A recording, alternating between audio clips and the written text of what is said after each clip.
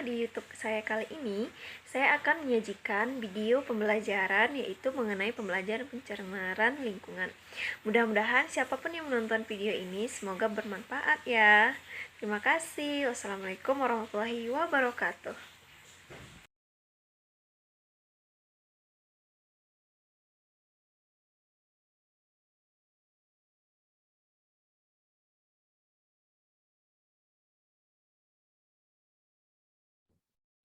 Assalamualaikum warahmatullahi wabarakatuh. Di video pembelajaran kali ini, kita akan mengambil tema yang berjudul yaitu pencemaran lingkungan.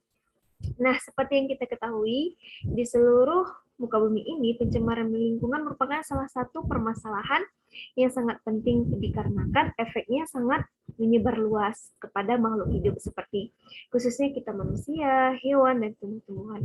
Nah, salah satu contoh pencemaran lingkungan itu seperti polusi udara seperti itu dan juga banjir diakibatkan buang sampah sembarangan, pembakaran hutan secara besar-besaran dan secara ilegal dan sangat merugikan negara tentunya.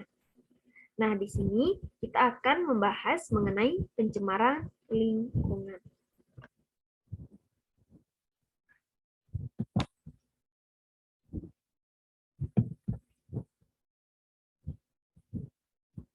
Nah, pencemaran lingkungan,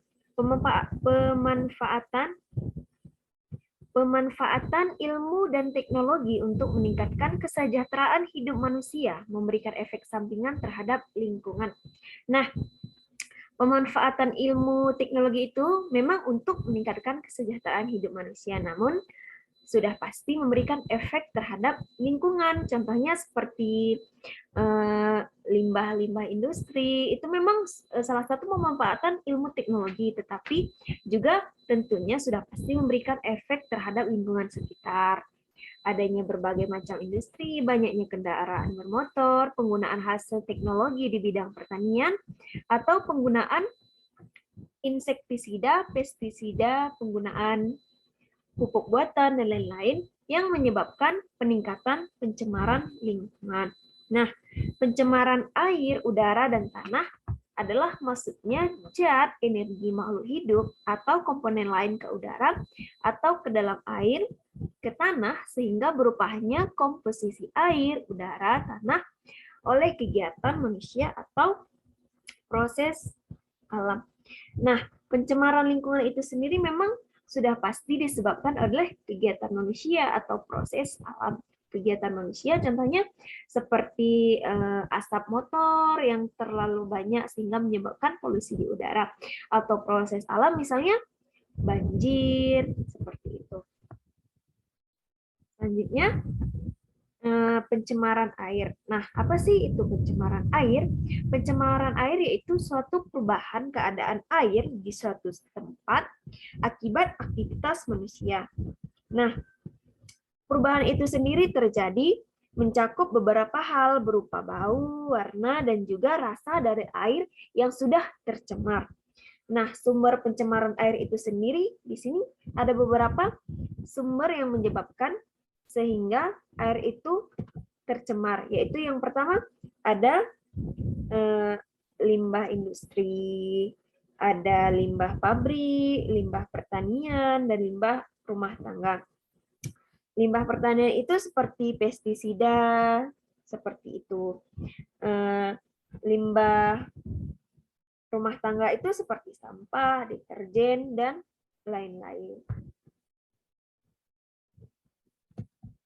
Nah, selanjutnya, jenis-jenis pencemaran air itu sendiri yaitu pencemaran mikroorganisme di dalam air, misalnya bakteri, virus, dan mikroorganisme lainnya.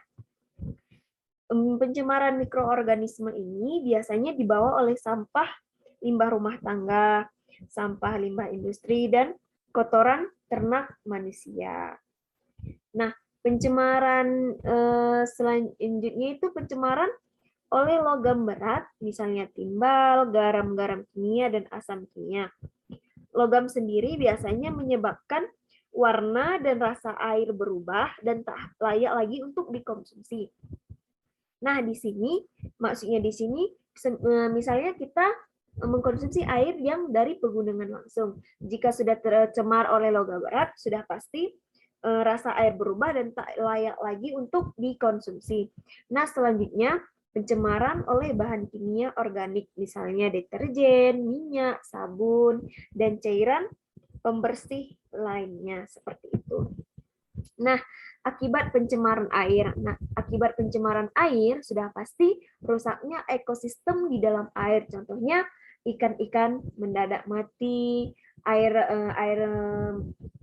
tidak jernih lagi, misalnya air sungainya menjadi keruh seperti itu, dan sudah pasti menyebabkan penyakit, air tak layak dikonsumsi, misalnya air sungai atau air aliran dari pegunungan yang sudah tercemar itu sudah pasti tidak layak untuk dikonsumsi. Selanjutnya menimbulkan pendangkalan sungai, menyebabkan populasi alga meningkat atau blooming algae.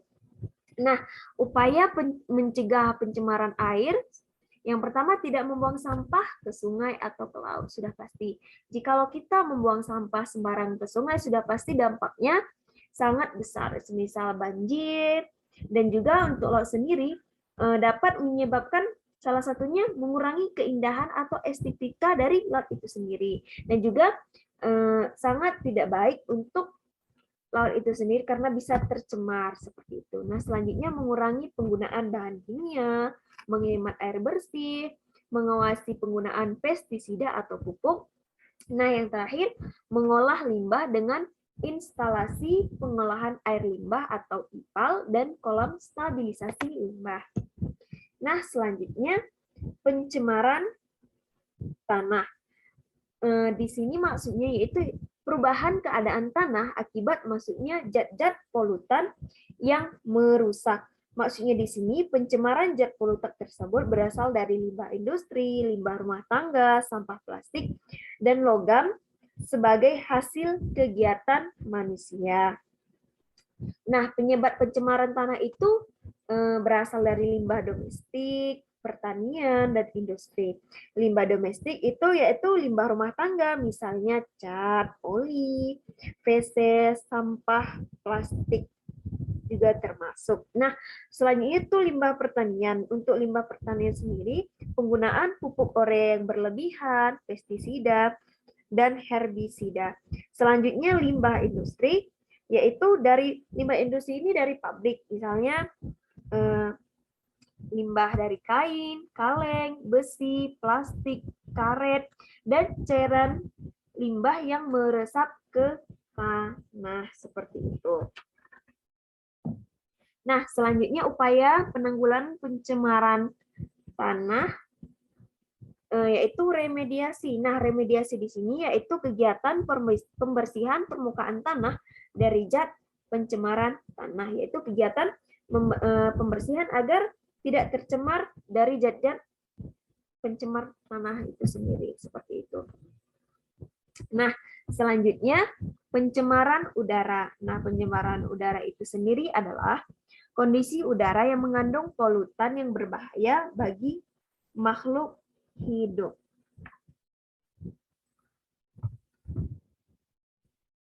Nah, penyebab pencemaran udara itu sendiri yaitu faktor alam. Kalau jika faktor alam itu misalnya disebabkan oleh misalnya gunung meletus yang mengeluarkan abu vulkanik, kebakaran hutan dan lain sebagainya.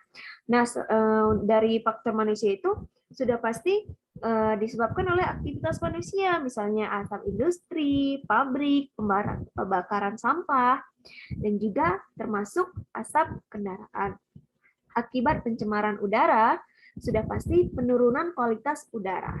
Misalnya, biasanya kita masih bisa menghirup udara segar setiap paginya. Nah, akibat udaranya sudah terlalu banyak polusi, otomatis udara yang kita hirup itu bisa menyebabkan kesehatan kita menjadi berkurang seperti itu. Tidak memberikan kesehatan, malah sebaliknya mendatangkan penyakit seperti itu.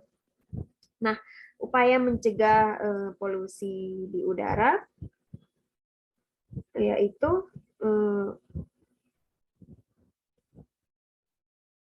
reboisasi atau penanaman hutan-hutan yang telah ditebang, melakukan penanaman kembali seperti itu, mencegah dan memadam kebakaran hutan, dan menghukum pelaku illegal logging dan menggunakan energi ramah lingkungan seperti energi surya, menutup pabrik-pabrik yang merusak lingkungan. Nah, di sini ada beberapa contoh pencemaran lingkungan, dan di sini bisa kita lihat pencemaran lingkungan di laut, di sekitar pemukiman warga. Ini sudah pasti ada yang dari limbah pabrik, limbah rumah tangga, limbah pertanian, dan lain sebagainya. Kembali lagi kepada kesadaran kita sendiri.